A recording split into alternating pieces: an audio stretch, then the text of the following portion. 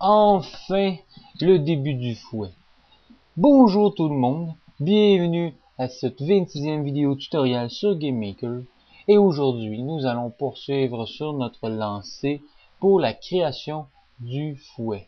Il faut vous rappeler que à la 25e vidéo, nous avons créé bien sûr les principaux sprites pour créer l'attaque avec le fouet et nous avons aussi créé l'événement qui faisait en sorte que Simon Belmont pouvait donner un coup de fouet quand celui-ci était en mode arrêt.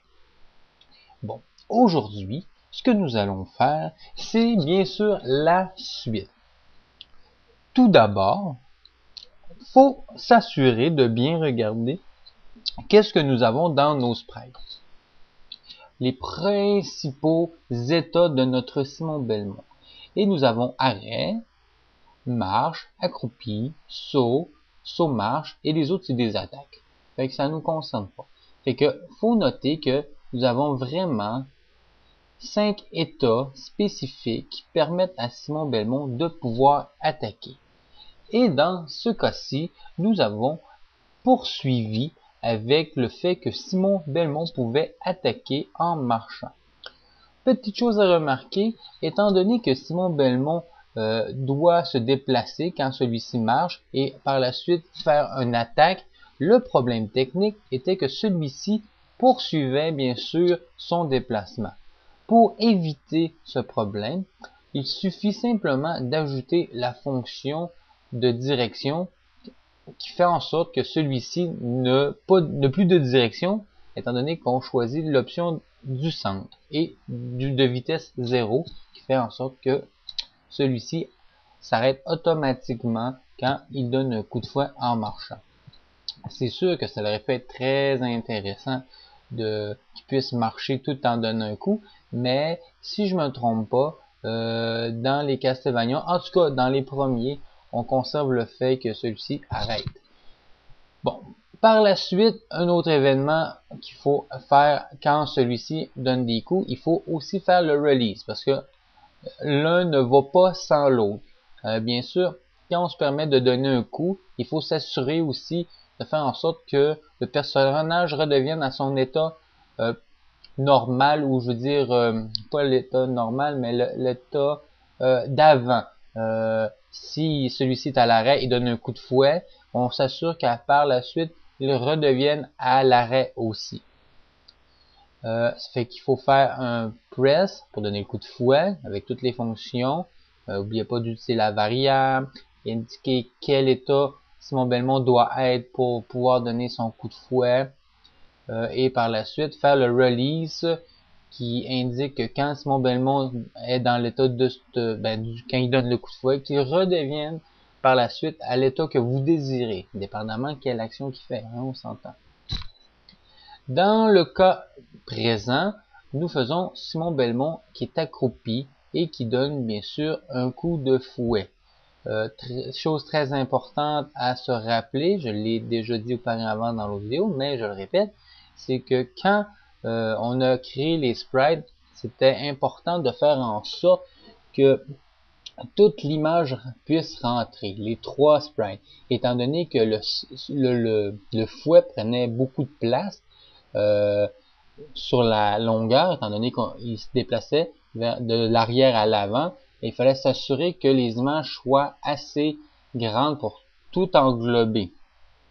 Mais ce qui causait un léger problème quand c'était le temps de changer de sprite, de changer d'animation quand on appuyait sur le bouton de clavier de votre choix pour donner le coup de fouet.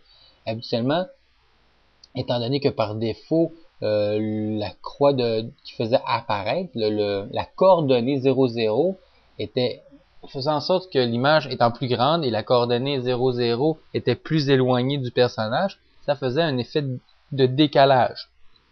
Ce qui est important de faire, c'est de s'assurer de déplacer cette coordonnée-là pour qu'elle soit le plus proche possible du Simon Belmont original, dans le sens que si quand celui-ci est à l'arrêt, ou plutôt accroupi, on va y aller pour accroupi, ben si la croix, parce que quand les coordonnées sont indiquées, vous voyez c'est une petite croix qui apparaît, ben si la croix est très très proche du sprite, ben quand c'est le temps de le faire avec celui-ci qui donne un coup de fouet, ben il faut s'assurer de mettre à peu près la croix à la même distance. Et par la suite, ce qu'il faut faire, c'est faire des tests.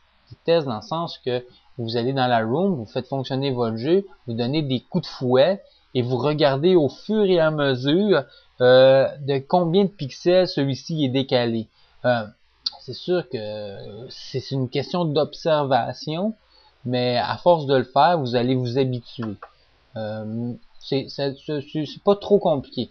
Puis en partant, si vous placez quand même bien vos coordonnées en partant, en vous fiant à l'image que vous avez vue originale de Simon Belmont qui est accroupi, bien sûr, sans attaque, et après ça à l'attaque, ben ça peut vous aider si vous mettez bien votre croix à l'œil, si vous avez en tout cas un bon œil habituellement, et c'est une question de 2-3 pixels en haut ou en bas, je veux dire, vous déplacez gauche-droite et haut-bas, là, mais c'est pas trop compliqué, c'est une question de d'essai-erreur, bien sûr. Et à un moment donné, quand ça fonctionne, quand vous l'avez, ben vous conservez bien sûr le tout. Moi, personnellement, c'est des petits détails, ben tu sais, c'est dans les petits détails qu'on réussit à faire un très très bon jeu.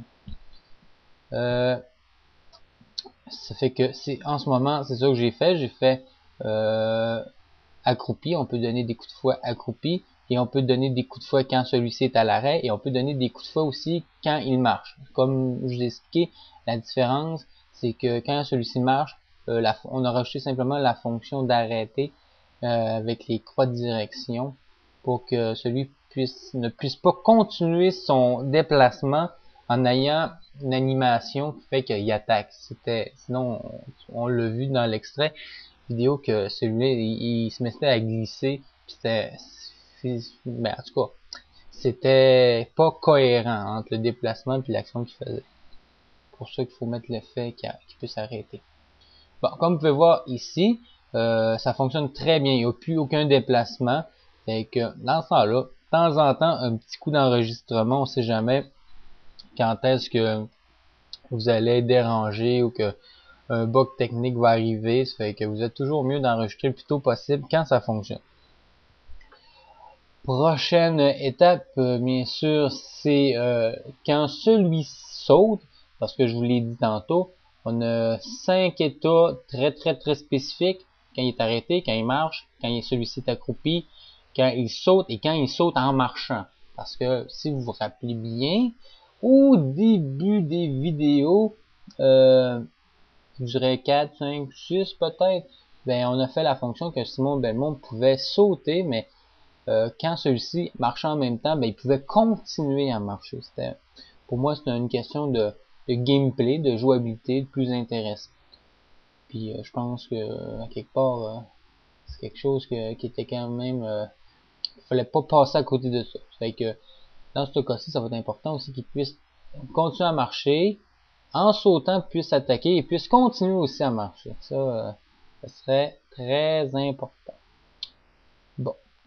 J'espère que vous suivez bien la vidéo parce que moi je parle beaucoup, mais j'ai pas tendance là à décrire exactement ce qui se passe à l'écran, mais on s'entend que c'est la même procédure qui revient constamment en ce moment parce que c'est toujours une question de créer l'action de peser sur la barre d'espacement, dans mon cas, de donner un coup de fouet et par la suite, quand ça fonctionne bien, de faire la fonction de release, de relâcher la barre d'espacement pour que celui-ci redevienne à l'état qu'il était avant.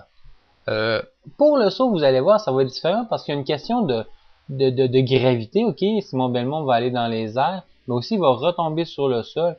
Il va falloir faire une autre fonction qui va consister à une collision avec le sol. En ce moment, ce que vous pouvez observer, c'est que je place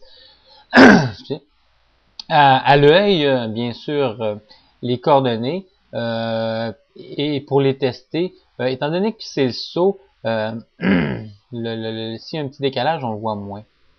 Bon, comme je vous disais ici, c'est pas normal qu'il puisse rester à la position de saut quand celui-ci saute.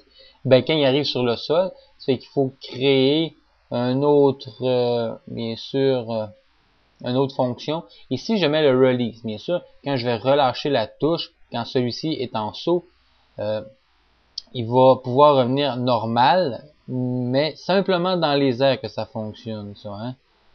Ben, je veux dire, pas dans les airs, excusez. Ça fonctionne quand je le relâche. Mais si j'appuie toujours sur ma touche d'espacement, même quand il est sur le sol, ben, celui-ci reste dans la position de saut. Ce qui est plus ou moins intéressant. C'est que ça, c'est ça qu'il va falloir penser à faire une collision. Bon. Ici, on fait, bien sûr, oui, le release, ça c'était correct. On va juste vérifier si ça fonctionne bien. Notre Simon Belmont peut sauter. C'est ça que je vous expliquais. Regarde. Si je le relâche, c'est correct. Mais si je le maintiens, il peut être quand même sous sol en position de saut. C'est bizarre. Fait que c'est là qu'il faut créer la collision à nouveau, une nouvelle collision avec le sol, parce qu'on a créé plusieurs collisions avec le sol. Ben là, il faut en créer une nouvelle. Habituellement, j'ai tendance à faire un copier-coller, là, ce que je vais faire maintenant. Mais la formule, c'est bien sûr, c'est de prendre une variable. Excusez, j'ai vraiment un gros chat dans la gorge. De prendre une variable, bien sûr, d'indiquer comme d'habitude la variable sprite index pour qu'il puisse aller voir dans nos sprites. Vous indiquez bien sûr Simon Belmont qui saute, hein, dans la direction voulue, mais quand même il faut faire les deux directions. Et par la suite, il faut dire que quand celui-ci touche le sol, c'est l'événement, mais qu'est-ce que ça va donner quand il va être dans cette position-là? Ben, il va redevenir un Simon Belmont à l'arrêt. Pour ce cas-ci, parce que là, il est simplement, il fait du saut sur place. Mais s'il se déplace, c'est d'autres choses. On va sûrement le faire continuer à marcher. Fait que dans un autre cas, on n'aurait pas dit qu'il prend la position d'arrêt, mais on aurait plutôt dit que celui-ci poursuit sa course, continue à marcher. Comme on avait fait un peu quand celui saute normalement, mais en se déplaçant. Bon.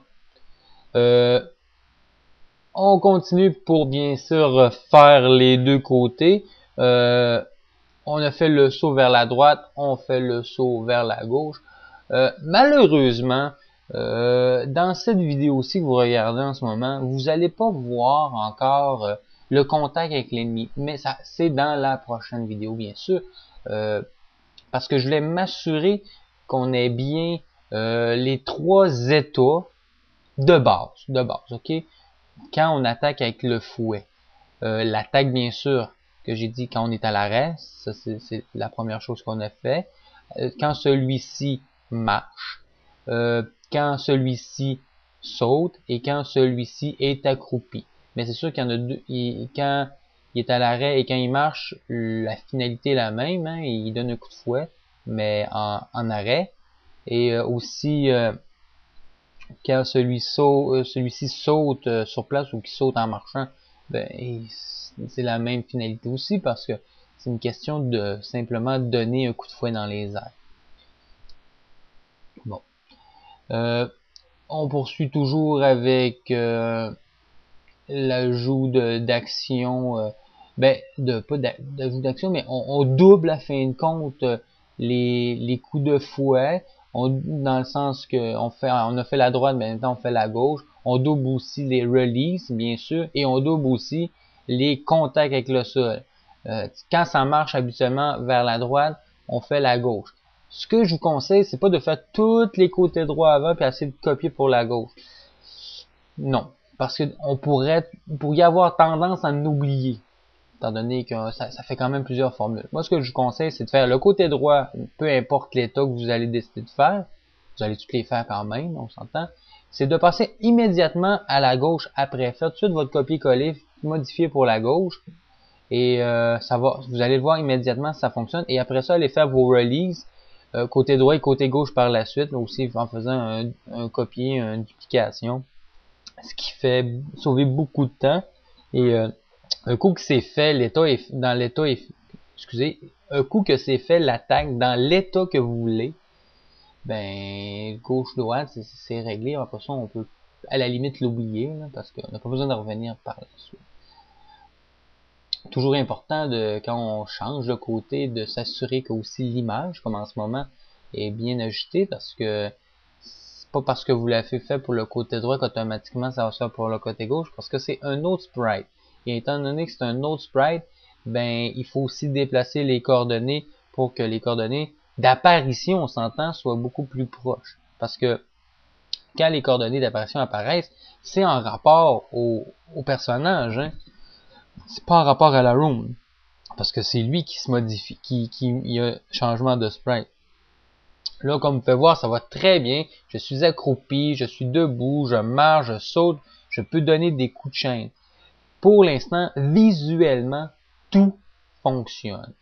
Fait pour ça, moi je vous dis, dépêchez-vous, allez enregistrer le tout, puis ça devrait être bon. OK? Fait qu'on est prêt pour la prochaine vidéo, parce qu'il va rester à créer les contacts. Vous allez être surpris un petit peu comment ça va se dérouler. Ah, petite chose que vous venez de voir là, je veux juste vous expliquer rapidement. Quand on a créé les contacts, on avait créé en rapport à plusieurs états. Mais l'état d'attaque du fouet maintenant est nouvelle. Fait qu'il faut penser à le créer plus tard.